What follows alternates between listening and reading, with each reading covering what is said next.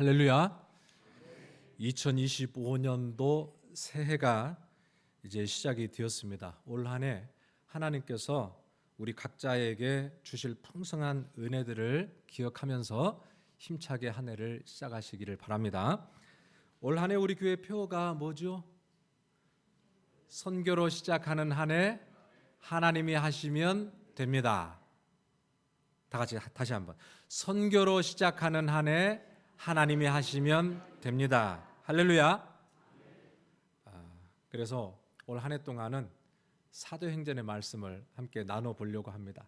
이 사도행전을 우리가 쭉 나누면서 초대교회 부흥의 역사가 어땠으며 또 교회에 주신 선교적인 사명이 무엇이며 하나님이 하실 때에 어떤 역사들이 나타나는지를 우리가 함께 쭉 살펴보면서 성령의 발자취를 따라 2025년 한 해 동안 우리 교회 위에 선명한 성령의 발자국이 새겨지는 그런 은혜가 있기를 주님의 이름으로 축복합니다. 오늘 우리가 읽었던 사도행전 1장 1절로 8절을 보면은 사도행전 전체의 서막입니다. 그래서 1절을 보시면 이렇게 시작이 돼요. 데오빌로여 내가 먼저 쓴 글에는 이렇게 시작을 하죠. 지금 사도행전을 쓰는 저자가 누굽니까? 누가예요. 누가가 사도행전을 쓰고 있어요. 그런데 그가 지금 뭐라고 이야기해요? 내가 먼저 쓴 글을 이야기합니다. 먼저 또 쓴 글이 있어요. 그거는 누가복음이에요. 누가복음과 사도행전을 누가가 기록을 했어요. 자, 그래서 누가복음에 어떤 내용이 기록되어 있느냐? 지금 그가 요약해서 설명해 주는 게 1절, 2절입니다. 함께 읽어볼까요? 시작. 데오빌로여 내가 먼저 쓴 글에는 무릇 예수께서 행하시며 가르치시기를 시작하신부터 그가 택하신 사도들에게 성령으로 명하시고 승천하신 날까지의 일을 기록하였노라. 아멘. 자, 누가복음에 기록된 내용은 한마디로 예수에 관한 내용이죠. 예수 그리스도의 행적과 가르침, 그리고 예수 그리스도의 죽으심과 부활, 승천까지의 모든 예수 그리스도에 관한 복음이 담겨져 있다라는 거예요. 여기 중요한 점이 있습니다. 왜 지금 누가가 사도행전을 시작하면서 자기가 먼저 쓴 글 누가복음을 언급을 하고 있느냐 이 말이에요. 그 이유는 복음을 경험해야 사도행전의 은혜가 열리기 때문에 그래요. 날려서 십자가에서 죽고 부활하신 예수 그리스도를 제대로 만나야 성령의 역사를 체험하는 인생이 되기 때문에 그렇습니다.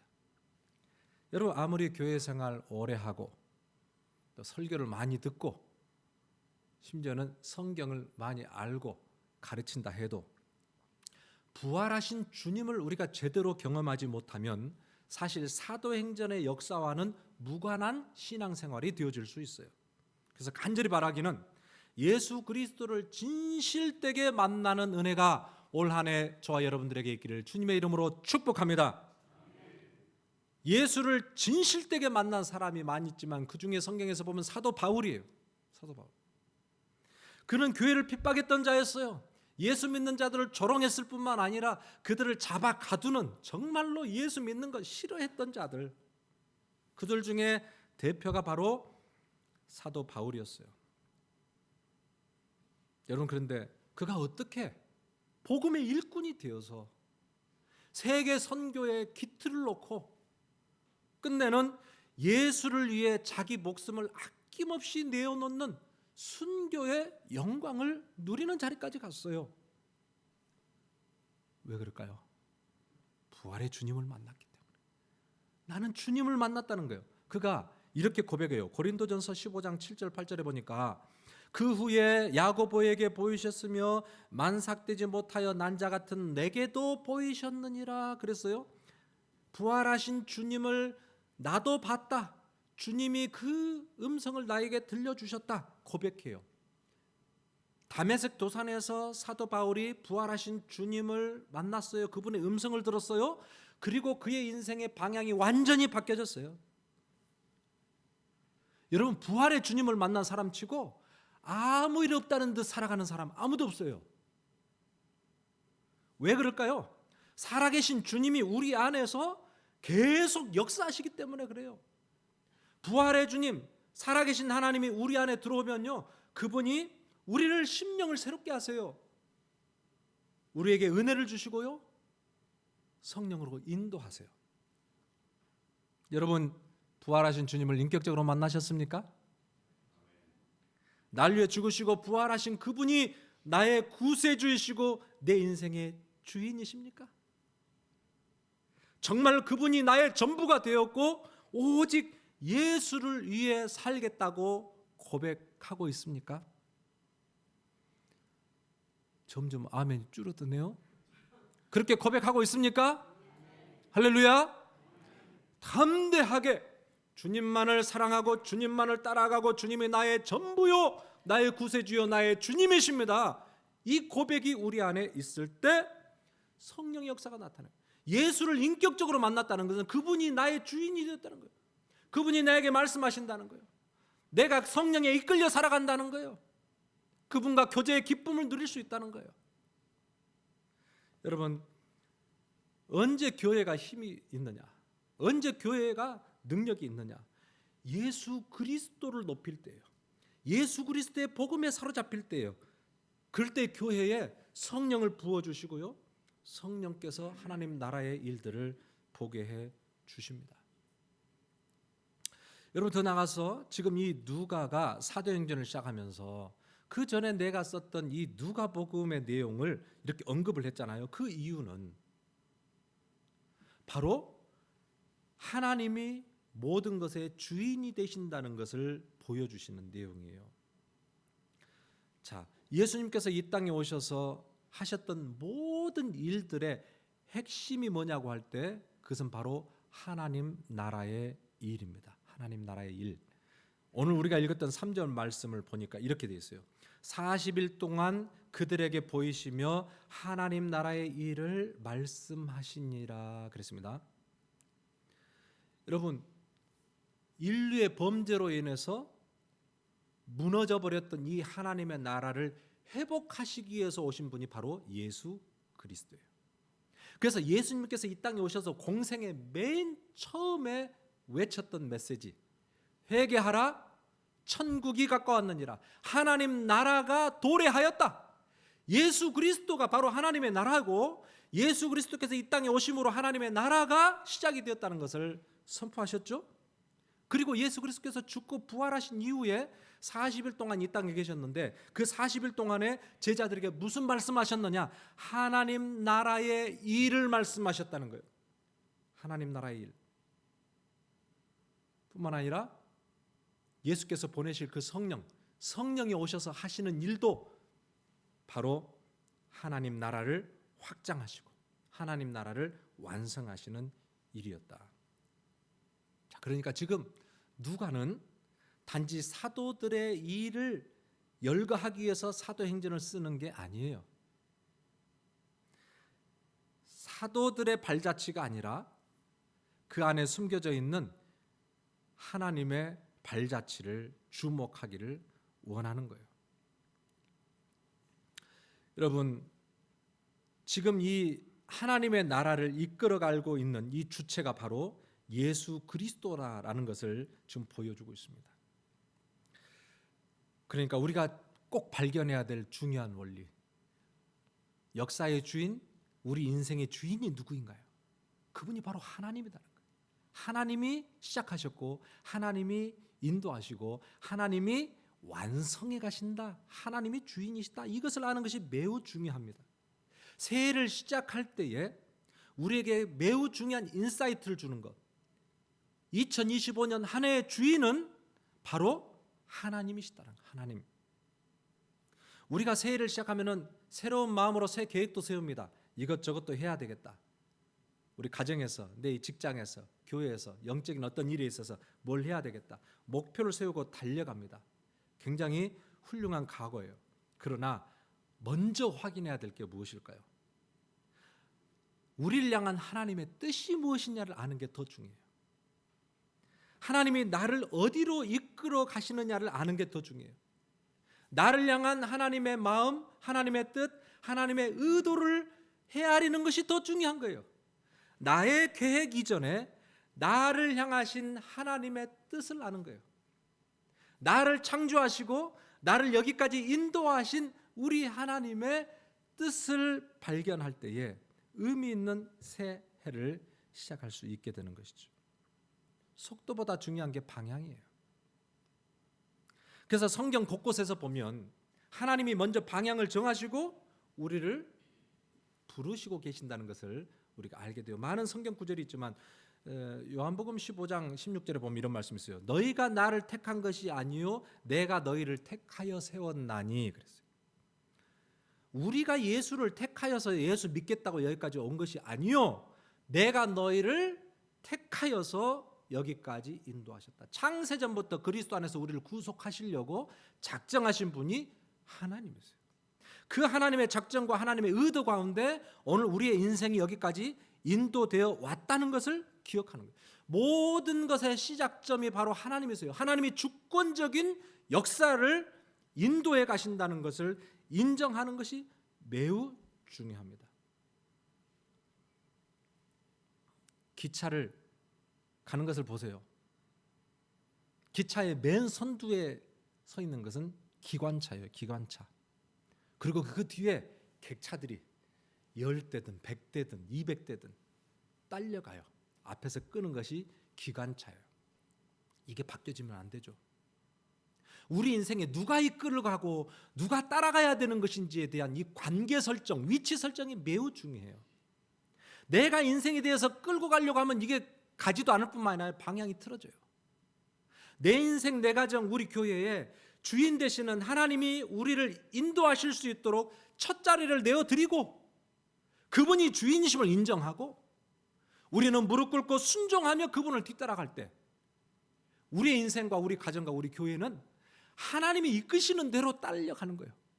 하나님의 놀라운 사역, 하나님의 놀라운 계획들이 우리의 삶 가운데 적용이 되고 열매들이 맺는 그런 삶들을 우리가 보게 됩니다. 미국의 탁월한 부흥사였던 무디 목사님이 이런 말씀하셨어요. 하나님의 뜻 안에 있는 한 우리는 가장 안전한 곳에 있으며 가장 위대한 일을 경험하게 된다. 하나님의 뜻 안에 있는 한 전제가 달려 있어요.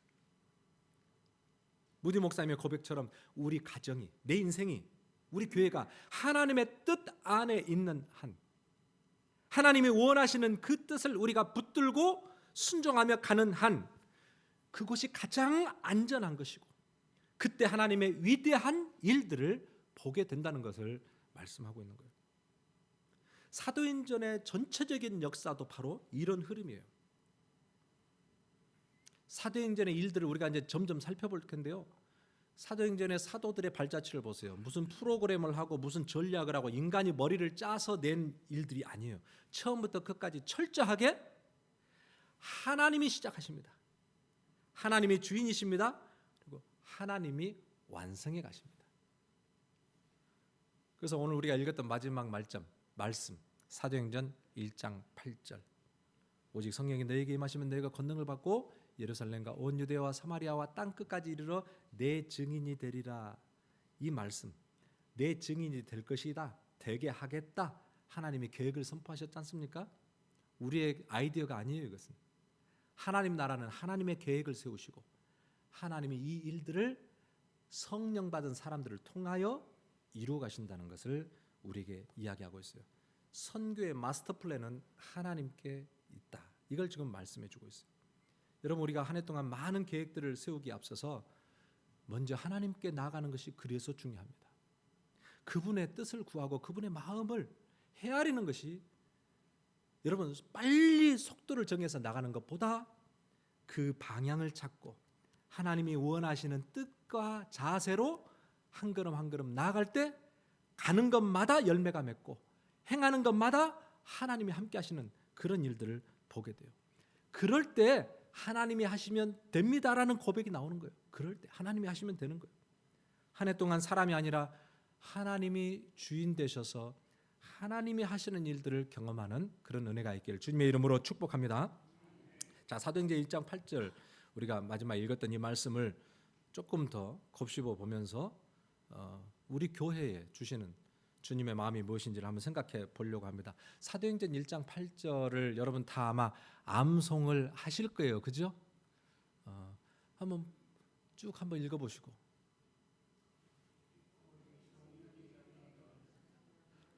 권능을 받고 예루살렘과 온 유대와 사마리아와 땅끝까지 이르러 내 증이 되리라. 예. 한번 보여주지 말아보세요. 예. 가만 시작. 오직 성령이 너희에게 임하시면 너희가 권능을 받고 예루살렘과 온 유대와 사마리아와 땅끝까지 이르러 내 증인이 되리라. 할렐루야. 처음은 한 목소리 나가다가 마지막에는 다 제각각 막 다 흩어져가지고, 이 말씀은 아무리 모르는 말씀이라 할지라도 올 한 해가 끝날 때는 여러분들이 입에서 줄줄줄줄 나오게 될 거예요. 또 그렇게 이 말씀 정도는 꼭 암송을 하시고, 오늘 2025년 한 해 우리 교회에 주신 이정표라 생각하시고 또 이 말씀 암송하시기 바랍니다. 복음 전파의 명령이 들어있고 교회의 정체성이 무엇인지 명확하게 드러나 있는 이 말씀 한 구절이 사도행전 전체를 아우르는 말씀이에요. 내가 이렇게 하리라라고 약속하셨던 이 말씀이 사도행전 전체에 구체적으로 적용이 되어지는 것을 우리가 보게 되거든요. 그래서 올 한 해도 우리 교회가 이 하나님의 말씀을 붙들게 될 때 이 말씀과 더불어서 사도행전적인 그런 하나님의 나라가 우리 교회에도 펼쳐지는 것을 우리가 목도하게 될 것입니다. 자, 그래서 첫 번째 우리가 주목해야 될 부분은 성령의 권능을 받으라라는 이 말씀이에요. 성령의 권능을 받으라. 여러분, 예수님이 지금 사도들에게 너 힘으로, 너 지혜로, 너 열심으로 뭘 이루어보아라 이렇게 말씀하지 않으십니다. 오직 성령이 너희에게 임하시면 그랬어요. 반드시 성령이 역사로 시작돼야 된다 그 말이에요. 여러분, 성령이 굉장히 중요합니다. 성령이 이 땅에 오셔서 하시는 일은 많지만 우리에게 우둔한 영을 열어 진리를 깨닫게 하세요. 말씀을 읽고 들을 때 깨닫는 영을 성령이 주세요. 뿐만 아니라 성령은 우리의 죄를 드러나게 하셔요. 숨겨놨던 우리 죄악들을 드러내어서 거룩하게 하시고 회개케 하시는 게 성령의 사역이에요. 그리고 또 마지막 중요한 사역이 오늘 말씀 읽었던 대로 성령은 권능을 주세요. 권세를 주세요. 그래서 교회를 일으키세요. 성도들을 일으키세요. 그래서 하나님 나라의 일을 감당하게 하세요. 이게 성령이 하시는 일이에요. 성령은 권세를 줘요. 그래서 사람이 아무리 출중하고 뛰어난다 해도 사람의 능력과 하나님이 부어주시는 이 능력은 질적으로 차이가 나요. 여기서 권능이라는 단어가 헬라어로 디나미스예요. 디나미스 이것은 폭발적인 힘을 의미합니다. 다이너마이트라는 단어가 디나미스 여기서부터 나온 단어인데요. 이것은 인간 자체에서 발휘되는 힘이 아니라 외부로부터 주입되는 힘, 성령께서 주시는 힘, 그게 바로 디나미스예요. 권능. 신앙생활은 인간적인 열심, 인간적인 눈물 나는 그런 헌신으로 되어지는 것이 아니라, 그것이 전부가 아니라 위로부터 내려주시는 디나미스, 성령의 기름 부으심, 이 은혜 가운데 되어지는 것이 바로 신앙생활의 놀라운 열매들이라는 거예요. 그래서 교회가 인간적인 지혜로, 인간적인 힘으로, 조직력으로 여러분 이렇게 해서 움직이려고 하면 한계가 드러나요. 성령의 부어주시는 성령의 세례, 성령의 권능에 힘입어 나아갈 때 교회는 지속적으로 인간의 수준을 넘어 하나님의 수준의 역사들에 동참할 수 있는 거예요. 우리가 사도행전의 이야기를 보면 초대교회가 얼마나 부실하고 초라하기 짝이 없었습니까? 배운 자들이 있었습니까? 돈 있는 자들이 있었습니까? 권력이 있는 자들이 있었습니까? 그런데 여러분, 성령이 그들에게 역사하니까 어떻게 돼요? 세상이 감당치 못한 자들이 되었다는 거예요. 여러분, 로마 황제도 어찌할 수 없는 그런 디나미스, 성령의 능력이 교회에 부어지게 되었다는 거예요. 여러분, 성령에 붙들릴 때에 하나님의 수준의 일들을 경험하게 돼요. 그래서 우리는 사도행전을 읽으면 사도들의 발자국, 사도들의 행전만 보는 게 아니라 그 안에 성령의 발자국, 성령의 행전을 우리가 보게 되는 거예요. 여러분, 선교로 시작하는 한 해를 열기를 원한다면 우리가 성령을 반드시 구해야 됩니다. 성령을 구하고 성령의 권능을 덧입고 성령에 이끌리며 살아갈 때에 그때에 하나님이 하시는 역사를 보게 되는 거예요. 오늘 우리 인생에 내가 내 힘으로가 아니라 성령의 인도하심 가운데 순종함으로 따라가는 그런 귀한 은혜가 있기를 주님의 이름으로 축복합니다. 두 번째요, 예수 그리스도께서 성령을 통해 권능을 주시는 이유가 있어요. 뭐라 그랬습니까? 너희가 내 증인이 되리라 그랬지 않습니까? 증인이 되리라. 권능을 주시는 이유는 증인의 삶을 살라고 권능을 주시는 거예요. 증인이 헬라어로 마르티스라는 단어인데요. 마르티스, 법정적인 용어죠. 증인은 자기가 보고 들은 것을 거짓 없이 그대로 밝히는 것이 증인이에요.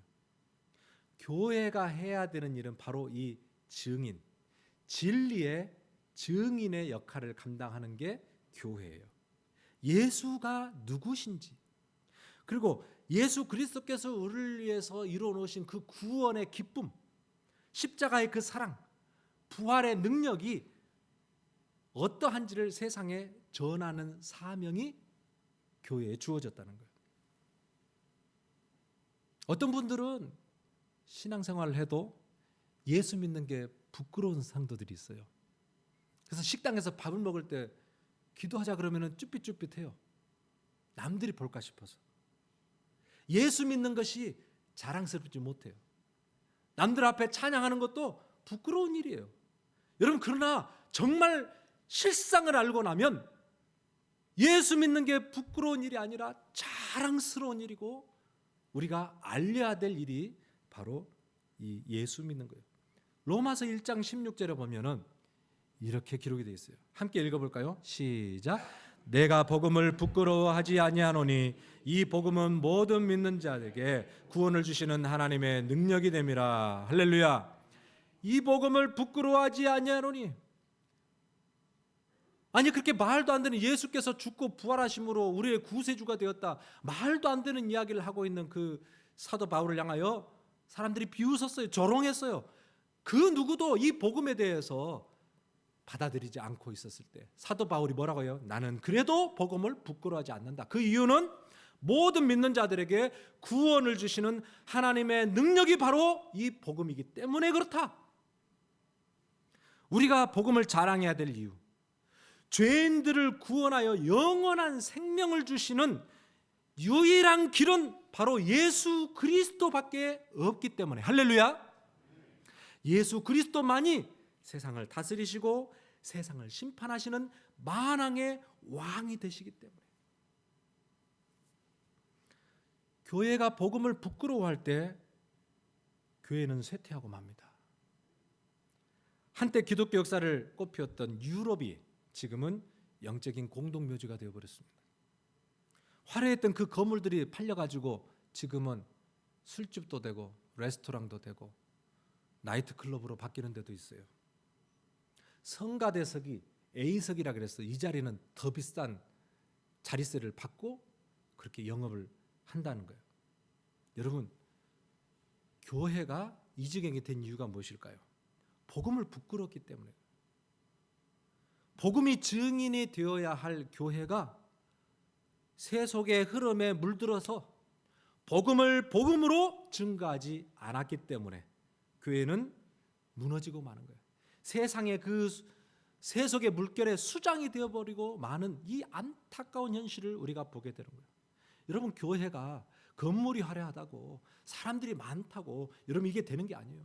온전한 복음을 사모하고 그 예수 그리스도의 복음으로 생명의 능력을 얻어 증인이 되는 그런 교회, 그 교회를 통하여 하나님의 나라를 하나님이 세워가신다. 여러분, 복음을 부끄러워하지 않기를 바랍니다. 예수 그리스도의 존귀하신 복음을 사랑하고 전하고 자랑하시기 바랍니다. 우리 포동교회가 끝까지 복음 전하는 사명에 전부를 걸 수 있는 그런 교회가 되기를 주님의 이름으로 축복합니다. 마지막으로 우리가 주목해야 될 점이 있습니다. 그것은 하나님 나라의 확장성이에요. 확장성. 지금 예루살렘에서 시작된 이 복음이 점점 확장이 되어서 온 유대와 사마리아와 그다음에 땅 끝까지 이르러 내 증인이 되리라. 오늘 이 짧은 한 구절의 말씀 보니까 이 지역이 몇 가지가 나옵니다. 그런데 이 지역은 점점 확장이 되어 가서 땅 끝까지 이르고 있어요. 근데 여기서 멀리 가라라는 이 의미는 어떤 지역적인 의미만이 아니라 복음의 순차적이고 또 포괄적인 그런 의미를 가지고 있어요. 첫 번째 예루살렘. 그런데 예루살렘은 어디예요? 성령의 기름 부어 교회가 세워진 은혜의 발원지죠. 은혜의 발원지. 한마디로 말하면 지금 내가 속한 교회, 가정, 우리 직장, 그곳이 바로 오늘 이 말씀의 예루살렘이라고 할 수 있어요. 은혜의 시작점. 그런데 이 하나님의 은혜가 예루살렘에 흘러가기를 원하는. 우리 안에 있는 이 복음이 주변의 사람들에게 흘러가기를 원해. 내 가족, 내 직장 동료, 또 가까운 이웃, 아직도 은혜의 복음을 접하지 못한 자들이 있다면 오늘 이 말씀 이야기하는 거예요. 예루살렘에서부터 이 복음이 시작돼요.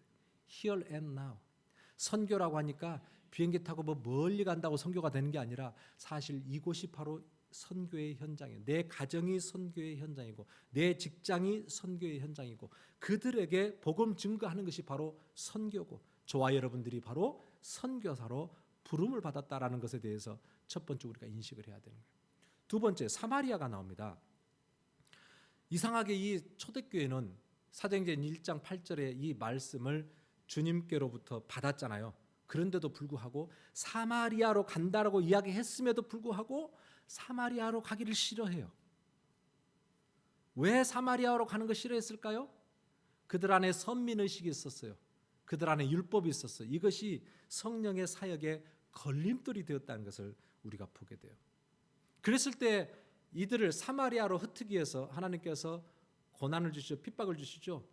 스데반 집사님의 죽으심을 통해서 핍박이 일어납니다. 그랬을 때 그 교회가 흩어져 사마리아로 들어가 복음을 전하게 되잖아요. 때로는 우리 인간이 성령의 사역에 하나님 나라의 역사에 걸림돌이 될 수 있다는 것을 우리 이 상황을 통해서 우리가 봐요. 하나님, 우리는 저 민족만은 싫어요. 저 민족이 예수 믿고 구원받는다는 것은 딱 싫어요. 우리 한국에도 그런 민족이 하나 있죠. 하나님, 저 사람에겐 정말 다가가기 싫어요. 다른 사람이 잘 되는 것은 몰라도 저 사람이 잘 되는 것은 정말 내 눈 뜨고 못 보겠어요. 우리 마음에 장벽들이 있거든요. 사마리아예요. 가기 싫어하는 거예요. 그런데 복음은요, 우리를 그 장벽을 넘어서 사마리아로 들어가게 하세요. 여러분, 우리에게도 그래서 성령은 어쩌면 우리에게 늘 도전을 하는 거예요. 우리를 찌르는 거예요. 우리의 마음의 장벽을 무너뜨리고 들어가라고. 우리는 항상 살아왔던 대로 살고 싶어요. 컴포트 존이라 그러죠. 편안한 지역. 내가 아는 사람만 알고 내가 가는 사람만 알고 이렇게 하잖아요.